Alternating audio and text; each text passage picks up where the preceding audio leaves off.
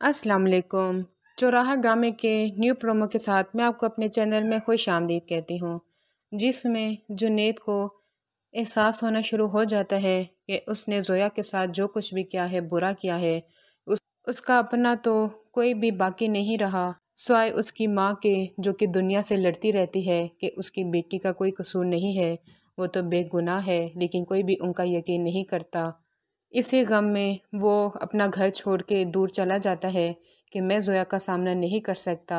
और इसी दौरान में ही उसका बाप ये फ़ैसला कर लेता है कि वो ज़ोया की माँ से निकाह कर लेगा और उसको बाइज़्ज़त तरीके से अपने घर ले आएगा।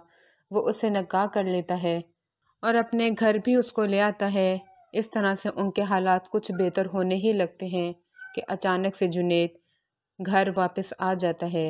और जब वो ज़ोया को अपने घर देखता है तो बहुत ही हैरान हो जाता है। ज़ोया भी उसको देखकर बेहोश हो जाती है। हालांकि घर वाले उसे पूछते भी हैं कि क्या हुआ है, लेकिन वो किसी को कुछ भी नहीं बता पाती कि जुनैद उसका बेटा है, जो कि उसका अब बाप है।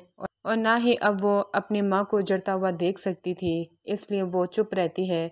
लेकिन जुनैद को बदवा देती है कि सारी ज़िंदगी तुम्हें भी सुकून ना मिले और उसको सज़ा शायद उसको आगे उसकी बहन की सूरत में उसको देखनी पड़ जाए। अगले वीडियो तक के लिए अल्लाह हाफ़िज़।